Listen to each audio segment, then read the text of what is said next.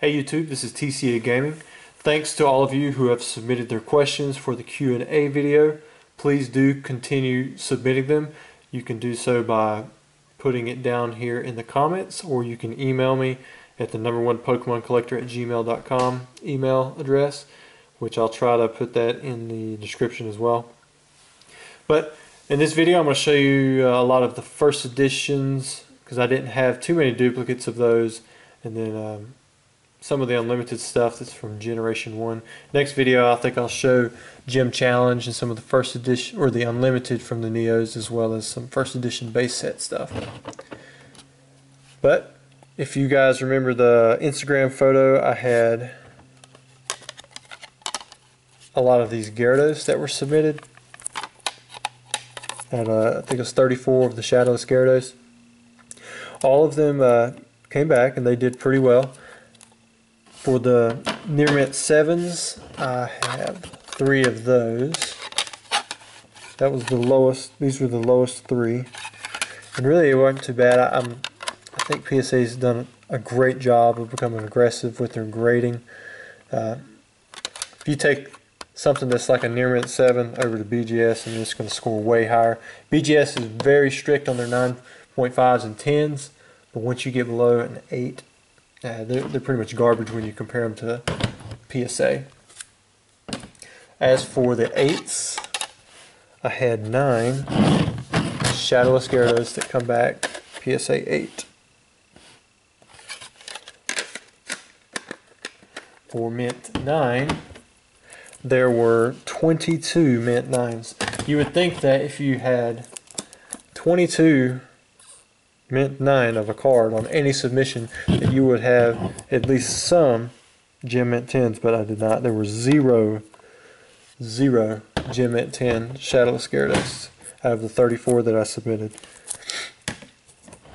But overall, I can't say that I disagree with the grades that they gave. I looked at them, I didn't see any that were perfect. So I mean, Mint 9 is still a very high grade for Wizards of the Coast holographics. Most of my grades were 8s and 9s.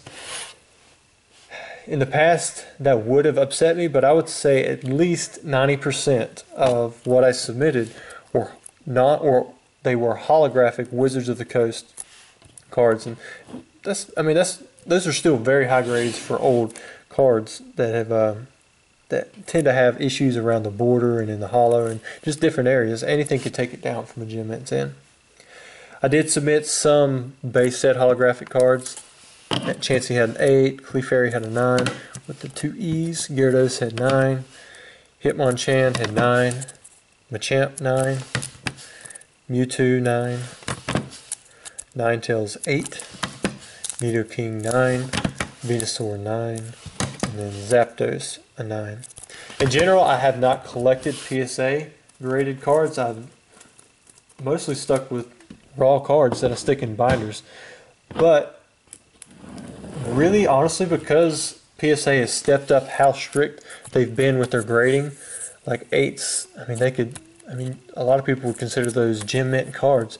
I mean, there's cards that are 8s that come straight out of the pack, and in a way they've been like that in the past, but I think in the past they were way more loose with their grading. At least when I've been in, I didn't get into the grading process till about 2011. To me, I think they're becoming a standard in the hobby, so I wanted to go ahead and get a lot of the raw cards I had that were extra graded, and then I'm going to start putting them into my collection.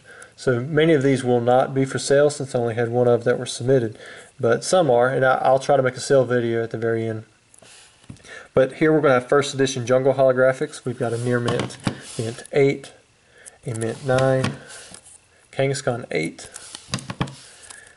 Nidoqueen 8, Scyther 9, Snorlax 9, Vaporeon 8, Venomoth 9, Victreebel 8, and then Vileplume 9.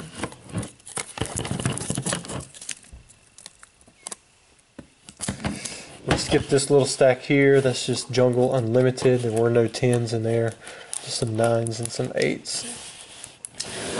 First up, I'm going to go into, this is first edition Neo Genesis. This one had Azumarill had an 8, Blossom had a 9, Feraligatr had a 9, Jumpluff 9, And I think most of these scored 8s and 9s. Looks like there's a duplicate I forgot to pull out, because they have these printing defect lines that go across the picture. PSA is kind of, I don't know, picky I don't know if that's the word or not, on how they give like which cards are allowed to have qualifiers. The printing defect ones, I was told from a rep there when I tried to challenge one, there is one gem mint 10, is that it's up to the grader. And for the most part, if a card is graded like 6 and below, they probably won't even get the option to put a qualifier on there, just because it doesn't affect the condition grade. So like if something should be a gem mint 10, then they'll give it a 9 with a qualifier, a printing defect, or marker or something. But I sent in a haunter and it come back to 6. I don't know if you remember the haunter from Fossil Set, but some of them have those big blobs on the side. This wasn't one with small. I mean, it was a quarter of the picture that was taken up with that blob. And I'd marked it clearly, printing defect, it was very obvious. And I sent it to them to be graded. When it come back, it was not. So I emailed him and I sent him pictures like, hey, you guys forgot to put the printing defect qualifier. And he said it's up to the grader's discretion. So I replied back, how am I supposed to know? Because, I mean, it's an obvious printing defect. And he said because it didn't affect the condition, since it's a lower condition card at a 6, that he does not have to. So it's not a requirement. So I guess it's more about an opinion than anything else, which I don't like. I like things to be very clear, whether or not you're going to get it or not, especially when it's something so obvious that it takes up a quarter of the picture. But overall, I'm still very happy with PSA's services. I hope they continue to expand. Maybe one day they'll grade sealed booster boxes as well as uncut sheets. I mean, that's where I would hope that eventually they'll move in towards. As you can see, most of these are 8s and 9s. This is first edition Neo Discovery. After Neo Discovery, it will be Neo Revelation, then we'll finish off with Neo Destiny for this video.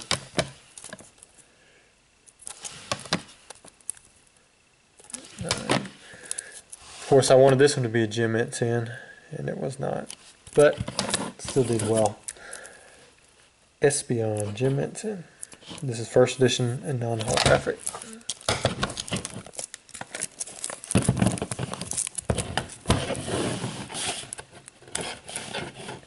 Next up we have Neo Revelation. It's a very small set, only 64 cards. Well, 66 cards. You gotta put in the shinings. But I really like the set. I like the artwork. The Holos are hard to find. They're very popular. You got the 3 legendary dogs. You've got Ho-Oh, of course. You got the 2 shinings, the very first shinings at that. Shining Gyarados and Shining Magikarp. Celebi, another legendary Pokemon. Like every set, it has a few cards that just, they're not great, like Jumpluff and Magneton. Neither one of them were very popular. But overall, the set is very solid, and it's still easily attainable if you set back money and you pick up the cards here and there. The non-holos are very easy to get.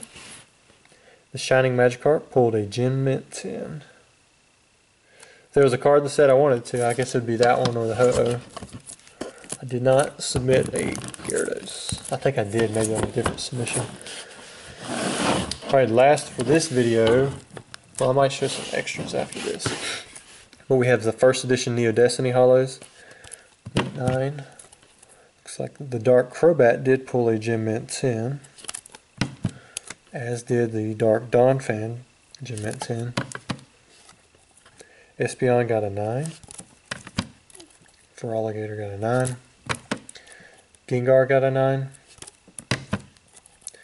Porygon got a 9. Porygon 2. Dark Scizor pulled the gem mint 10. Dark Typhlosion mint 9. Light Arcanine mint 9. Light Azumarill mint 9. Light Dragonite mint 9. Which I think I've got a 10 of the Dragonite, so I imagine that one will go up for sale. Some of these I've got 10s in already, but a lot of these I do not have. Shining Kabutops first edition mint 9. Shining Steelix, first edition. It did pull the Gem Mint 10. And then Shining Tyranitar, Mint 9. I submitted a lot more of the Unlimited than I did first edition. So some extras that are sitting here off the side that I'll go ahead and show you guys. I sent in some of the jungle errors. I think I've sent in like 5 sets of at least 5 each of the like the no symbol holographic jungles, and I've never pulled a 10. Never. Got a 9 on Electrode. Let's see. I did send in a few more Charizards. These weren't in the greatest of condition. They got the 4, 4, 5, and 6. It's just for someone who's looking to pick one of these up and they like them in the PSA case for authentication or for whatever reason. Next up, another Shadowless Charizard. This one pulled the 6. We got a Shadowless Pikachu, which this one is the Best of Game CD one. It pulled Gem Mint 10. Also a regular Pikachu, Gem Mint 10. I'm pretty sure I busted both of these out because they were graded 8. I sent them back in, they pulled the 10. Sometimes they're just really strict for no reason, or they just, I don't know, maybe they don't want to give it the time to give it the proper grade. But for the most part, PSAs, in my opinion, they've been a lot more consistent. More strict, but consistent. Here we have Blastoise. This is the no stage right there. And it pulled the 8. I think I was the first one to have one of these graded as a Gem Mint 10. I ended up trading that for like a first edition base set that had grades anywhere from like 6 to 9 to someone, plus to all the non-holos and ungraded near mint condition. Plus, I think he also gave me a Blastoise no stage that was graded Mint 9. I have no idea where that Gem Mint 10 is now, unless that same guy still has it. I imagine it's worth quite a bit, because this is so hard to get Gem Mint 10s, period.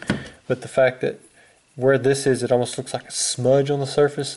I just don't see it happening too many more times, if it has happened at all again.